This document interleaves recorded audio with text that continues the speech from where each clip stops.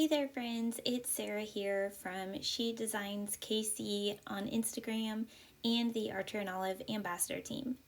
Today I wanted to talk all about the Archer and Olive Calliograph pens. I'm going to share my top 5 tips for getting the most out of these pens.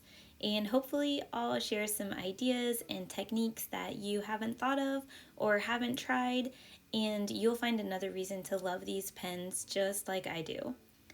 Calligraphs are some of my favorite tools to use in my bullet journal and just in general because they're so versatile. I have a fairly large collection of pens, but these are genuinely so unique and stand out from other brush pens.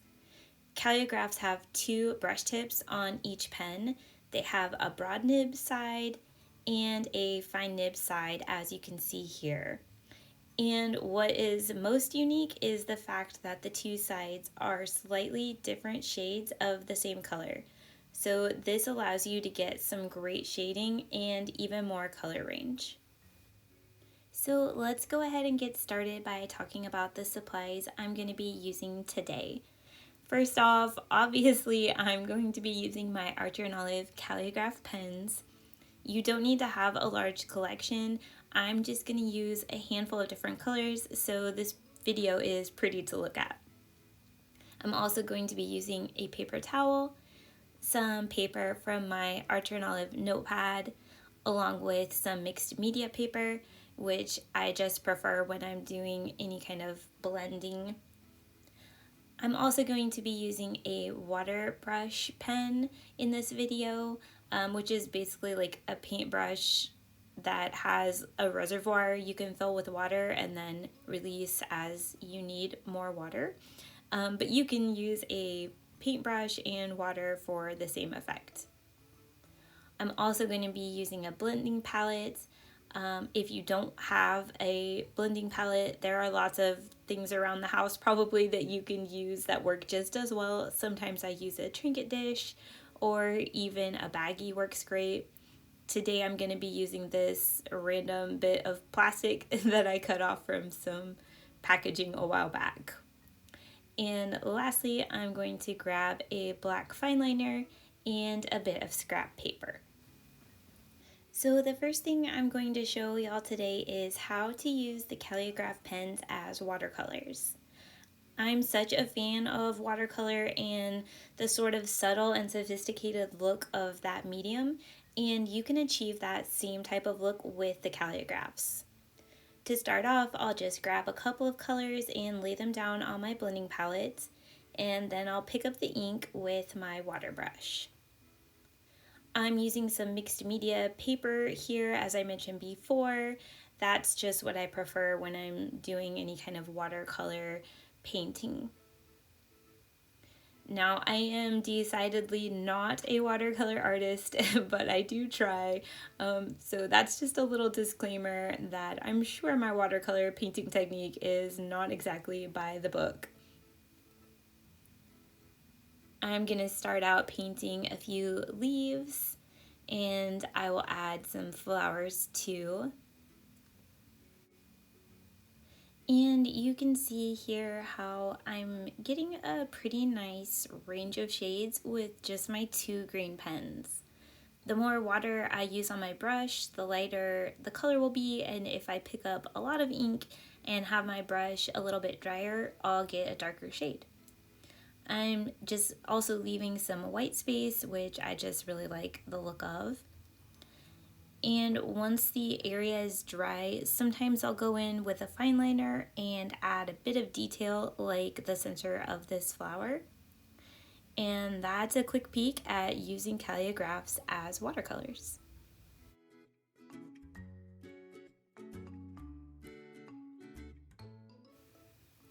Up next, I'm going to share my favorite way to blend my calligraph pens. I'll choose 2 different colors of pens. Usually I like to do 2 shades of the same color. In this example, I'll do a darker purple and a very soft blue shade. I'm going to take my blending palette again and put some color down. Whichever color is darkest is the one I'm going to put on my palette. and then I'll take my lighter colored pen and just drag the tip through the ink to pick up the darker color. When I start writing, you can see that the darker purple color shows up as I do my first pen strokes.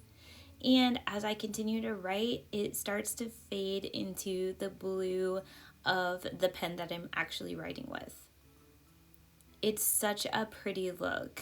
And I'll do another example with a couple of shades of pink. I'll also add, don't worry about ruining your pens by blending color like this. Whichever pen you use to pick up the darker color will go back to its regular shade after a little bit of writing. Usually my darker color is totally gone by the time I'm halfway through my lettering, but if it's still there for some reason, I just do a bit of scribbling with the pen on some scrap paper and the color goes back to the original shade. This is definitely a fun technique to try out. Okay, let's talk about the third tip I have, which is just a few tips on how to use the finer nib to add a bit of detail to your work. I'm going to show a few examples with lettering because that's my favorite way to use calligraphs. They are just lovely to letter with. So the first idea is to add a center line to the lettering, which is one of my favorite looks. I'll start out with a header in a bit of a chunkier block lettering style that I will write with the broad tip side of the pen. And then once I finish, I will flip to the fine tip side and basically write these same letters again, keeping the stroke in the center or as close to the center as I can manage of the letter forms. It doesn't have to be perfect, it's just a really fun and playful look. And it's super easy and adds a fun little pop to the lettering.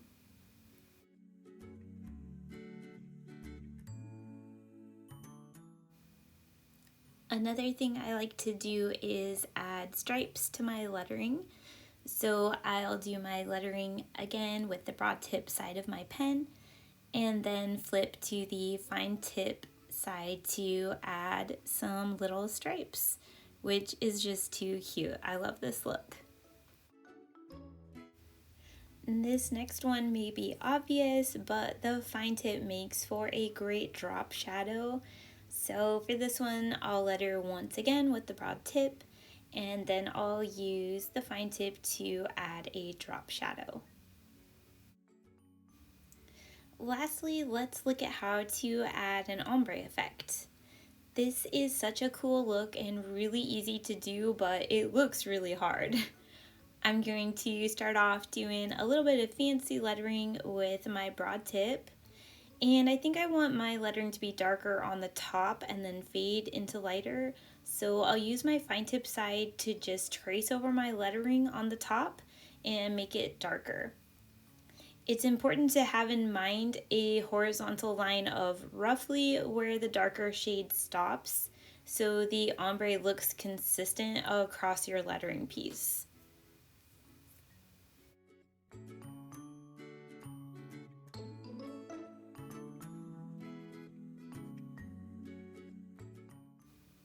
A little tip on getting the ombre to look natural and not look like just color blocking is to use a feathering stroke when you're applying the darker color.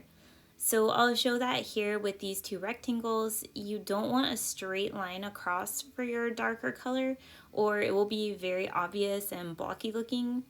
You want to use a feathered stroke and stop in the same general area and you'll get a much more natural and subtle ombre. Okay, it is time for tip or technique number 4, which is one of my favorites, and that is a tip for getting a nice, crisp, straight edge with the calliograph pen. Until I discovered this, I never used my calligraphs or any brush pen when I wanted a super straight line because I never want to drag my brush pens along a ruler because that's just going to damage the tip in a hurry. So even though I may have the exact color I wanted to use in a calligraph, I would make do with another pen for a straight edge. But now I don't have to do that, and this is a really simple method of making a straight edge. I'm just going to grab a bit of scrap paper and line the straight edge up with where I want my line on my paper. I drag my brush pen so it overlaps a little with the scrap paper I'm using. And when I move the paper away, I have a perfectly crisp line and no damage to my brush tip.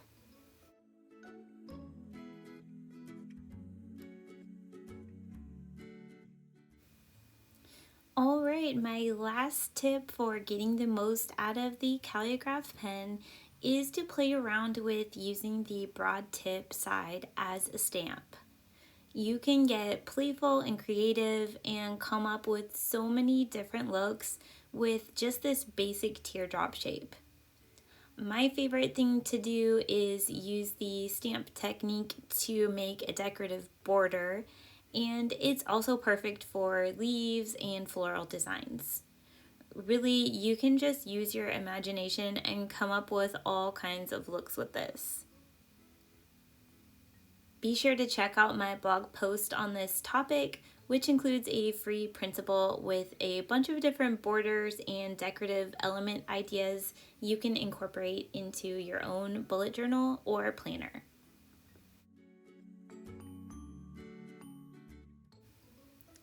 And that's it, friends. My top 5 tips or techniques for getting the most out of the Archer and Olive Calliograph pens.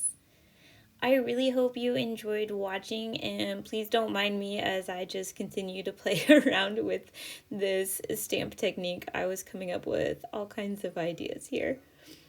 I really hope you enjoyed watching and that you're leaving with at least one new idea and with a little motivation to try something new.